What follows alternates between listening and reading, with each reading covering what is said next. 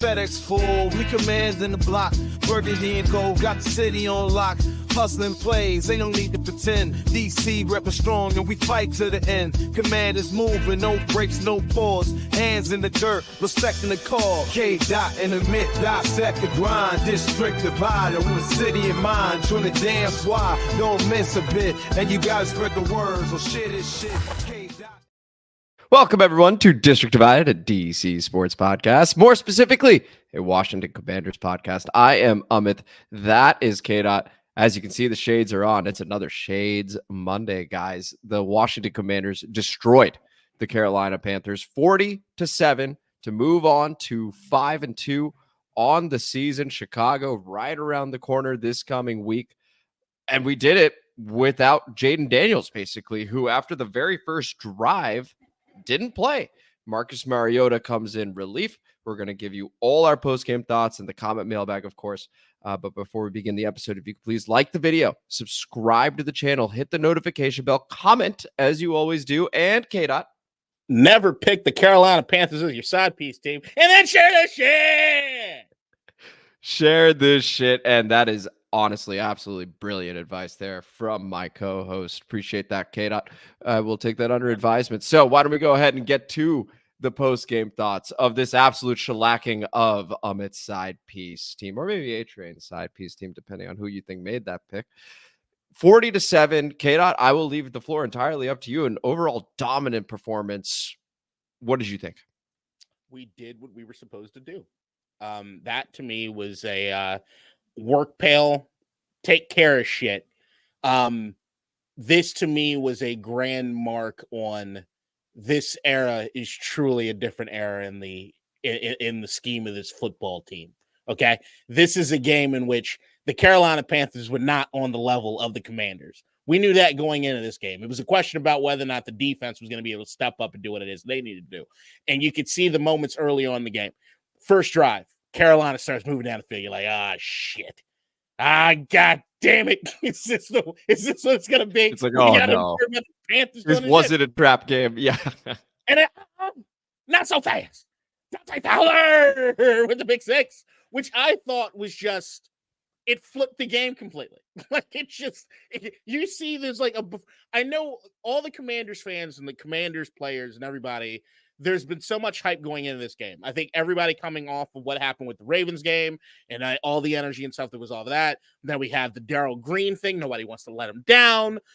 There's a weird energy. There's this, and I don't think anybody was loose enough to play the way that they need to play until Dante Fowler gets that pick six. And it just felt as though, all right, we got the swag back. We got swag now.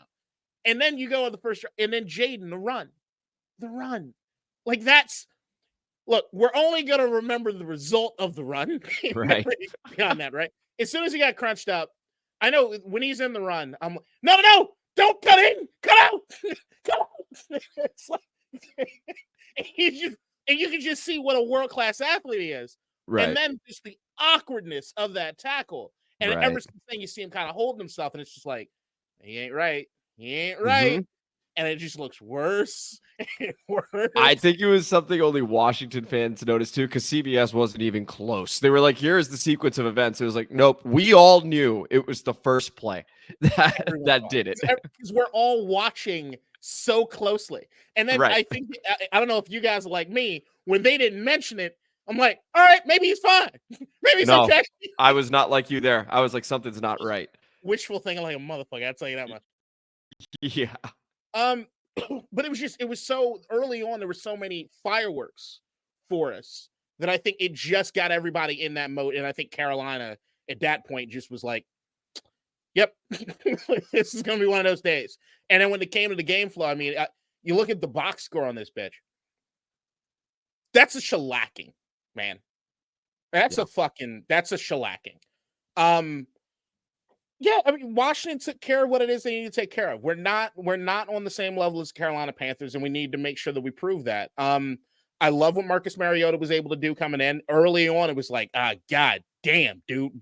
Is Jeff Driscoll there? He's dressed up, right? And then he just got into his groove, and it was like, holy shit, Brian Robinson. Always nice to have him back there in the backfield, right? And Jeremy McNichols becoming a guy now, right? So, like, there's just so many things. Ben Sinnott get involved. It was one of those games where it was like, hey, you're supposed to beat this team. You're supposed to beat them handily. You did it. You took care of it. Now you look at the rest of the schedule. You realize there's no one as bad as these guys that are left on the schedule. And if things don't happen the way that they do in this particular game, I don't think you could play the exact same way you played in this game and get the same results at all. It's just the way that everything, complementary football worked to a T, and it just got us into a point where it was just the dam broke. Right. Very well said. As professional a performances, we've had in quite some time, because there have been games in the past, right, K-Dot, where we're supposed to beat a team, we're supposed to take care of business, and we have not, or it's been incredibly close. This was what we expected. We both picked huge wins, and it was even bigger than that.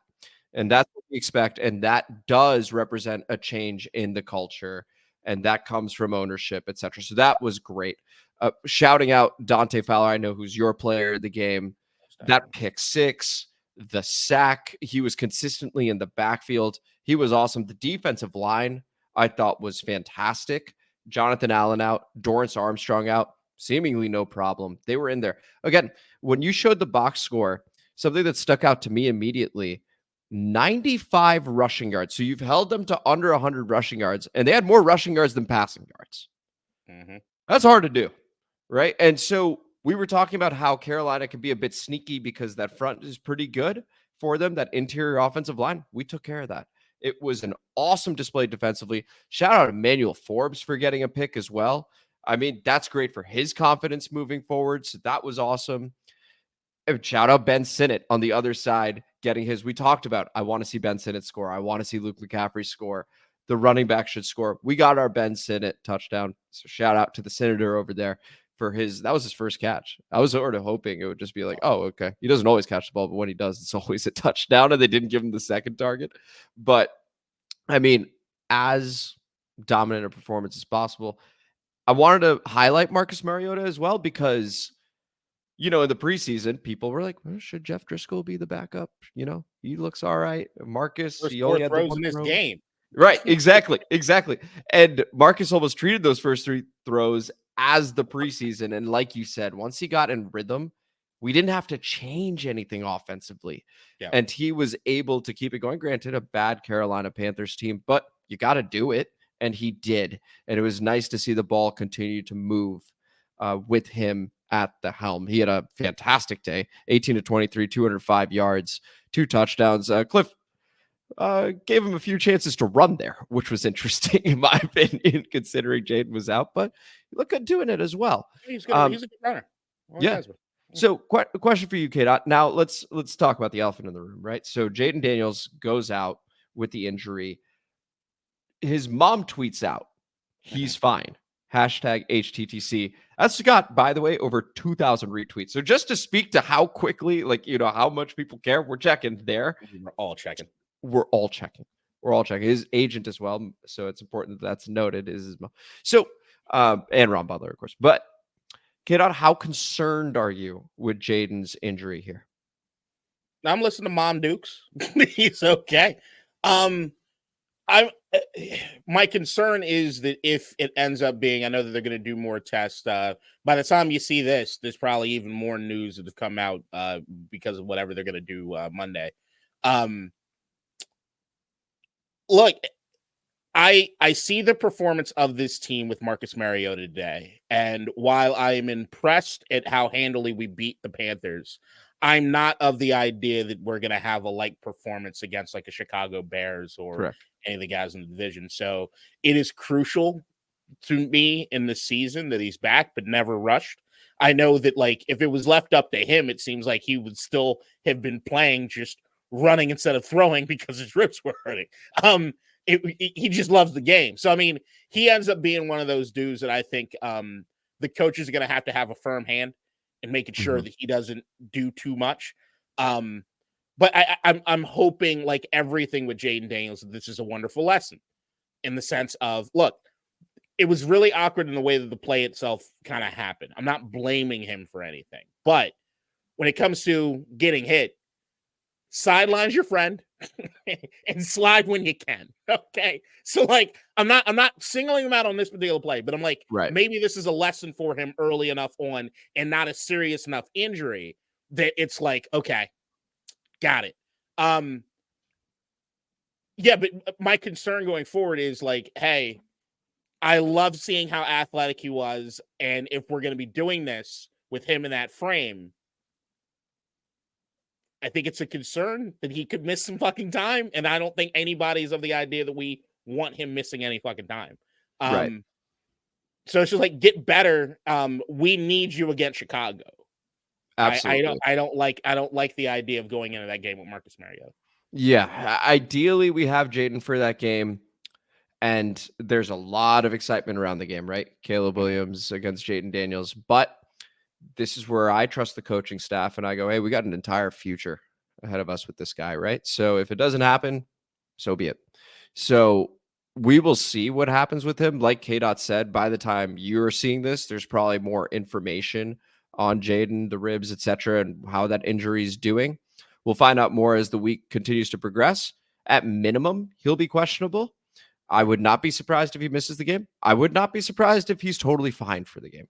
So we'll see what happens. A lot of question marks still, but that he's fine tweet was a godsend. It was great to see that. And then him coming out in the second half, all smiles, thumbs up, etc., just having a good time. Doing this, ribs certainly aren't broken. You wouldn't be able to do that. It would be tough to do anything. So we'll see if it was just a bruise. And we'll see what the coaching staff decides to do. I'd be curious to see how they choose to handle the situation. So that's obviously going to be the elephant in the room moving forward and the main topic of conversation at that. So not even the elephant in that matter. So yeah, we'll see. K-Dot, any final standouts or thoughts on the game before we move on to the comment mailbag? Because honestly, it was a professional performance. We did what we were supposed to do. And sort of feels like we're on to the next one. Yeah, this one, the score, I think, doesn't reflect the energy level that I think the fan base or anybody is feeling about this game because of who it is the opponent was and how early on it did look like, oh, yeah, these guys are going to be outclassed.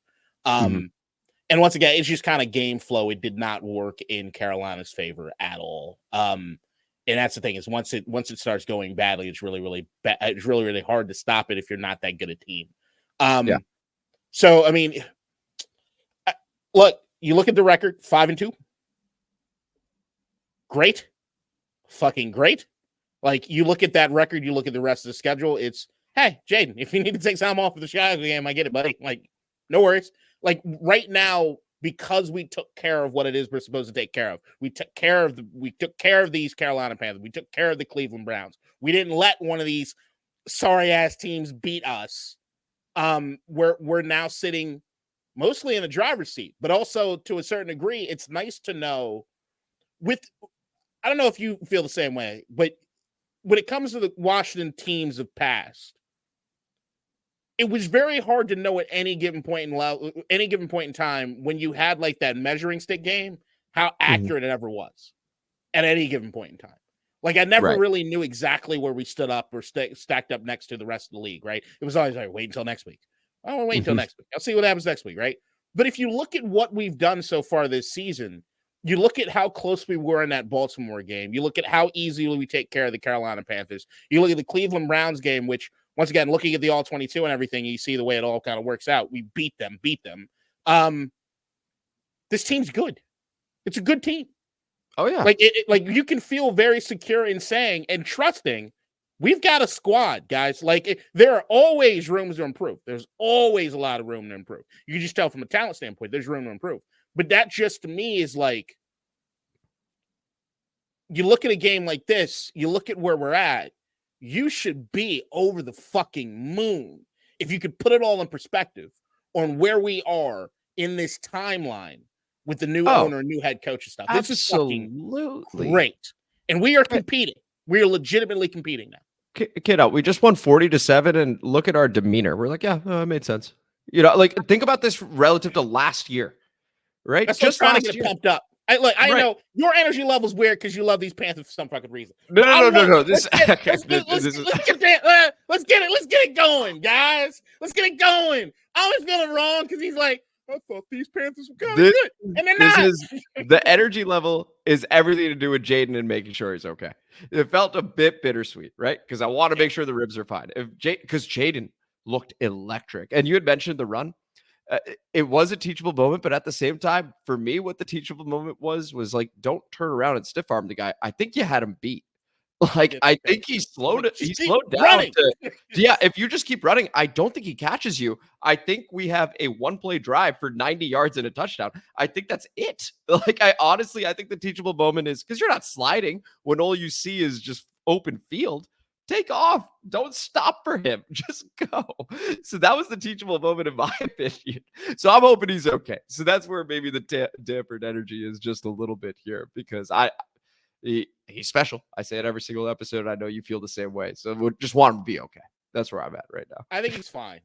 Once again, it's just, to me, it's one of these things where like there's a fork in the road with an injury like this that took you out of a game that you love so much.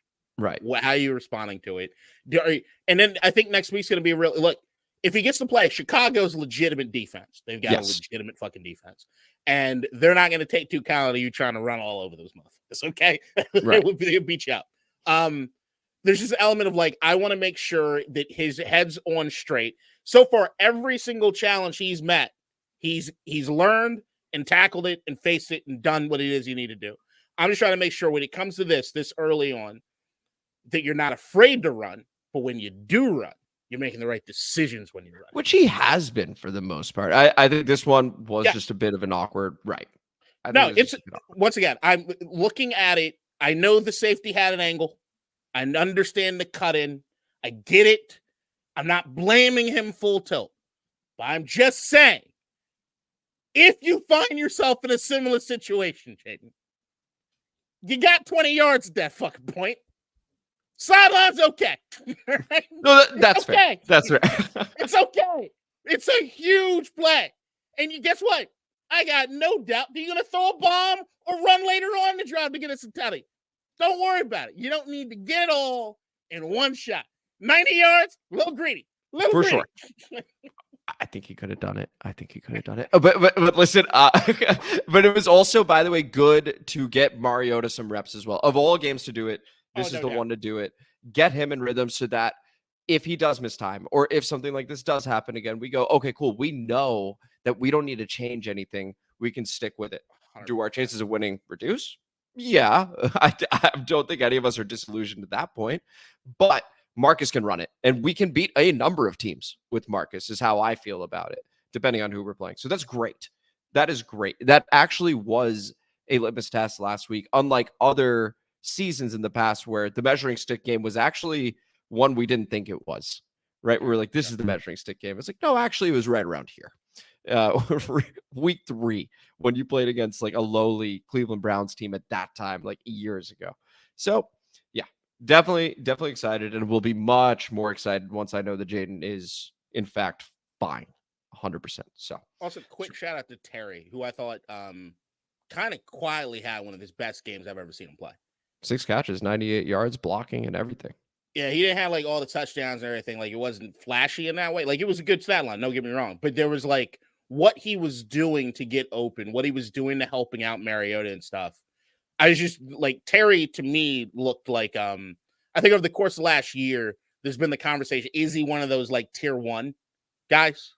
And you look at the quarterbacks and like the game that I saw today, I'm like, that's a tier 1 motherfucker. Oh, no doubt. Think of all the quarterbacks he's played with in the past, and to be able to produce no matter who it is. Like we're recording at the time of Sunday Night Football. And Garrett Wilson's an awesome player, but I think there's a difference between those two, right? Like Garrett has played with other ones, but hasn't always produced, for example. But Terry always does, no matter who his quarterback is. Love Terry McLaurin, and I think to your point, K-Dot, he proved it again. It was an interesting conversation. I think a lot of people might take Garrett Wilson over Terry. Yeah, I think they would. I think there's a lot more publicity around the guy. Yeah. A lot of people would take Caleb because there's a lot of publicity around. I think Aaron would love Terry. Terry would be awesome anyway, but we don't have to entertain that, which is good news. Why don't we go ahead and go over to the comment mailbag? But before we go to the comment mailbag, we have to be introduced and introed, of course, by our very own Nikki. comment, mailbag time, motherfuckers. District divided, ain't got time for no suckers. Spread the word, get in line. OGs and new G's, it's your time. And spread the gospel, cause this shit is divine. Yeah. Thank you very much, as always, Nikki, for that. We begin with Big Papa Grizzly. Shout out. With B-Rob coming back, Carolina won't have an opportunity to possess the ball. I'm not worried about our run defense because our offense is going to force them to throw the ball. Andy Dalton isn't good enough. Commanders win this one convincingly. I'm looking forward for Frankie Louvu to have a big game. Want to hear some Oos chants in the stadium. That's the comment there from Big Papa. K-Dot, your reaction to it more or less nailed it. Big Papa sound like a prophet. Also, yeah. Russ is cooking. Holy shit. Or I should say, George Pickens is cooking. Oh, George Pickens. There's a guy. There's a guy. I like George Pickens. All right. I'm sorry. No, I just turned over. I was like, what is he really? Yeah. I will say this, K-Dot, if you could pull up the box score one more time. Yeah. Big Papa Grizzly said, hey, not worried about a run defense. Yep. Held him to under 100 yards. Chuba Hubbard averaged 3.1 yards per carry, and he'd been averaging 5+ for the last few weeks. So we did a fantastic job with that run defense. And then forcing them to throw only the 85 passing yards. So once again, a huge shout out to the defense who played an awesome game today. And so that's what I wanted to say to Big Papa Grizzly over there. We go over to Tony. Shout out to Tony. Y'all going to any games this year? I just bought week 17 tickets versus Atlanta's Perk Duggins. Row 6 on the 40 behind our bench for 280 on SeatGeek. You going to any games this season? This is why it's so important to share this shit so I can afford to go to one. Okay? I don't know where we're at with monetization. I know I got my first $1. I'm going to give you my first $1, which was dope. It's fucking dope. So I don't know where we're at with all of it, but keep sharing this shit. And then maybe one day, I can afford to go to a goddamn game. Tony, tell you what, I might just sneak into a game here. Well, sneak in, I'll buy a ticket, but just to be clear. But yeah, I'll probably go to a game this year. So Tony, I will let you know when I go to a game. Maybe Kate will come too. We'll see. It could be difficult to get him out sometimes. We go over to Jess Anto. Shout out. Coach Lombard, you can't be coaching everybody up, bro. I saw Coach Sirianni not taking too kindly to your coaching on the sidelines. Don't be coaching up your coach. That was great. I obviously do not read these beforehand. Speaking of the Sheagles, one of the few free agents I'd be interested in would be Hassan Reddick. We'll give the update after. I bet he would want to come here, and I bet the Jets would love nothing more than stick it to the Sheagles after what they just went through with him. Of course, it all comes down to cost, fit, personality, and a rumored report that the Jets could have a stipulation in the deal that prevents him from being traded into the NFC. Our front office mean what they say and say what they mean. They want to build through the draft and bring in guys who only fit what they are building. So I'm not expecting a ton of excitement before the trade deadline. I have no doubt that Peters and co are relentlessly evaluating free agents and draft prospects throughout the season. If they don't make any moves before the deadline, I have faith in the reasons why they didn't. We as fans need to remember this is their first year together. They still have to evaluate every player who is currently on the team. They do not have a full understanding of who or what is on this roster. Let's pound some puss on Sunday. Share this shit. That's the comment from Jess. I wanted to quickly mention that Hassan Reddick and the Jets have worked out a short-term deal. So he will be playing with the Jets the rest of the way this season. So he is no longer an option for us. We'll see what we end up doing at the trade deadline. But Kate, your reaction to Jess Santos? I think he's very much a trade option. Still, from what I understand, this to me feels like Devontae Adams at the last end of the Raiders. Like it feels as though Hassan, we can't even trade you because everyone's afraid to fucking deal with you right now. Like, if we can get you to fuck back in the building at least, like, there is some sort of room that potentially somebody might be sniffing around as far as what's going on with him. I know that part of the stipulation was they paid off the fines that he had acquired over the course, that he had accrued over the course of the season so far. I still don't think that I still think the Jets are very much going to listen to any options as far as Hassan Reddick. Wow. I really do think that. That is interesting. Okay. Whether or not I want him, like, I still look at this team as far as anybody that I would add, and I'm like, if you got a pass rusher that is still that is considered special with this defense, I like that a lot, just because at least the defensive ends and the pass rushers we have right now are established. I mean, we got some of the young guys, but none of them have like screamed off the page just yet. Right. Like I like the idea of getting someone that will be able to turn on with what you got going on in the interior of the defense. And I think it's an easier sell than corner. Pass rushers, there's a quarterback there. Go get him. Like, it's not a whole lot of. Sure. I don't need to worry about much, right? You're maybe making the case that it's a little less schematic. Just go get him. Just go get him. It's third down. How about right you go there. get that guy? Go get him. Like, so like I will. That's the thing. I am always on the lookout for like a quality pass rusher. I to me, it's you got to have somebody on the defensive line that can generate that in order to truly be a contender, in my opinion. You got to have that guy. Maybe it's Dante Fowler. Maybe he had his breakout game. It's still the Carolina Panthers, so I'm not entirely sure. But yeah. No, it's interesting. I mean, again, we've got Farrell, Armstrong, Fowler. We'll see what ends up happening. I wouldn't be surprised if we end up trading for a pass rusher. I would be surprised if it was Hassan Reddick, just because now that it's Drew Rosenhaus in house, I do believe that whatever short-term deal they worked on is like, okay, he is with you guys. He is playing for you guys, but we'll see. What was that? Aaron Rodgers just threw a pick six. Yes, he did. Wait, well, I got to see this. Sorry, guys. It's terrible for the show, but I just got to see what happened. Nuts. Oh, Garrett. Oh, no. He had it. Oh, no. Oh, Garrett might be on the trade block. Just let you guys know that too. You know how short a temper, like seriously, a short a leash this guy has. that was great.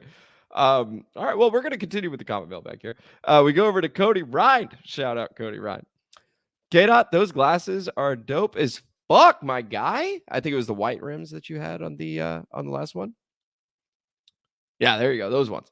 On a Bears note, I think it's so funny how hurt their fans are that Jayden won Rookie of the Week when it's a fan vote. This is trending to become a conference rival. Hashtag bear down on these nuts, Caleb. P.S. I miss you, Montez. Get out your reaction. All right, so I did some digging over the course of the last couple days since we did the last pod about what's going on as far as this rivalry that's happening, because I was starting to buy into it. You fans are pieces of shit. Like, there's some terrible stuff, by the way. This is manufactured completely by two fan bases just being dicks. Like, I don't understand. There's no. I want you to know that we're not using the District Divided account to do that. Look, I know that you're behind the scenes pulling the fucking levers. It's you, Elon, and McDonald's Trump and shit. Oh my making God. Shit work. Like, because you planted this seed 6 months ago. Oh, there's gonna be a rivalry. The Bears. I just know how marketing works. I just knew it would happen. I don't think it. I've not seen it from the top down. I've not seen commercials and a bunch of promo about the big matchup between You're one about and two. to. I think that it's the cart is whatever the cart after the horse, whatever. Fuck. It's yeah. Good saying. Go ahead. Fuck off. The Oh, also, sidebar. Yeah, I appreciate it, but if you saw how many pairs of glasses I have just chilling in front of my computer, like I can't even. I've got like 10 other ones just chilling right here, man. It's just my glass boneyard here, man. And they're all prescription. Your boy likes quality. And glasses that only cost $5. Quality glasses that only cost $5. I love that. They're all old too. It's when I had money. I don't think it's entirely fan manufactured. You think it is entirely? The media is playing into it already. They've been asking after the week 3 game. They immediately, and you even said this would happen, and of course it did. Did the Bears make a mistake taking Caleb? That's something totally. I don't know. I think that's a different argument. I think the argument that I'm seeing right now about the Mhm. rookie of the week shit and about the matchup itself. Oh, that being part. No, rivalry, that part, that given to that it's a me is fan vote, is becoming absolutely manufactured. manufactured. Oh, of It's course. not, and it's Bears fans talking shit, but it's also Commanders fans talking shit to Bears fans for no fucking reason.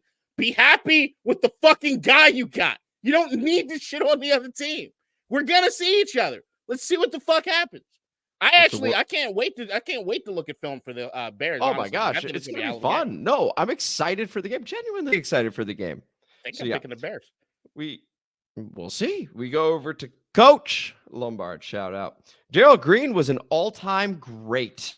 I'm taking Carolina plus 9.5 and the under 51.5. So 1 for 2 over there. We smoked the shit out of Carolina, but the under hit. It was 40-7, and I was guaranteeing the over. Carolina's only shot is keeping Jayden Daniels off the field. Well, I mean, I don't think that's how I meant it, but or how they meant it rather. I don't know about the player of the game, but my matchups for the game are Damian Lewis and Robert Hunt versus Fedarian Matheson, Jazon Newton, Johnny Newton. If Washington's run D holds up, it could get ugly. And it did hold up, and it did get ugly once again. And after shellacking of the Panthers, only 52 yards for Chuba Hubbard on 17 carries, I want to say. I mean, incredible stuff from the defense. Yep. Yeah, thank you, Kate. I appreciate that. And 95 rushing yards total. That was it. The run D absolutely held up for the Commanders. Kate, your reaction? I'm going to look at the film or the All-22. I did feel as though there might have been more room if they stuck with it early. I think that's true in a lot of cases, though. Of course. And once again, you can't blame that. Game flow is game flow. Complementary football is complementary football. If you take the run away from them, that's part of it, right? Right. But yeah, there was some, like, I know the stat line at the end, you see how many yards he was, but there was a lot of them just hand the ball off at the end of the game because they knew it was fucking out of reach. But it felt as though early on in the game, they got completely out of their game flow. And I think we did that. But I'm interested. The pick six in particular, the moment it was 10-0, even the CBS commentators were like, hey, it's only a 2-score game. And they were just rushing it. And it was like, you could tell that's a Panthers team that's not only bad, but they have no confidence in themselves. Oh, it fell apart very, very quickly. You could sense it as a fan. You're like, this game's over. You just knew. You were like, this thing's over. We go over to Big Papa Grizzly one more time. Shout out. This is now after the game. Andy Dalton added his name to the Forbes list. A few laughing emojis over there. Get out your reaction. Pretty fucking funny. Yeah, I like that. I like that from Big Papa Grizzly. Shout out. Then we got, that's going to become a thing. Just keep getting I hope he's around long enough for it to become a thing. I hope so too. I think this is great. Let's see how he continues to progress with confidence. You can see what confidence does, even with Marcus today, for example. Yeah. They talked about it. Just a newfound confidence. I think Zach Ertz mentioned it. I think Cliff mentioned it. And he looked dynamic. We go over to Mr. Payne. The opposing sidelines, what confidence and non-confidence looks like. That's an excellent point. We go over to Mr. Payne 134 with the last comment. I feel you. F the past. Big win today. And that is the comment mailbag. K-Dot, your reaction to that comment? Completely agree with it? No, I mean, not F all the past. It was very nice to live in the glory days watching Darryl Green clips and everything on the last few days. But do not let the past have these negative influences on what is going to happen going forward. Look, I understand. I also think philosophically, history is the most important subject because if you don't learn from your past, you're doomed to repeat it. Mm-hmm. But I think the lesson to learn is never really understand when you have a person that is as big a piece of shit as Dan Snyder running an organization, that you should know that all things are going to be bad. And as long as you don't have a piece of shit as large as Dan Snyder running your organization, you're pretty good. Yeah. Yeah, as we can see immediately. Anyway, so that was the common mailbag. This was the show. This was District Divided DC Sports Podcast, more specifically a Washington Commanders podcast. Thank you guys so much for listening to the show. I am Amit. That is K-Dot. And if you enjoyed it, please like the video, subscribe to the channel, hit the notification bell, comment as you always do, and K-Dot. Share this shit! Share it! Share this shit. We appreciate you guys so much. We'll see you on the other side for the preview against the Chicago Bears, and we'll see how Jayden is doing at that time as well. So until then, take it easy. Bye, everybody. In DC, we're just hoping that you listen.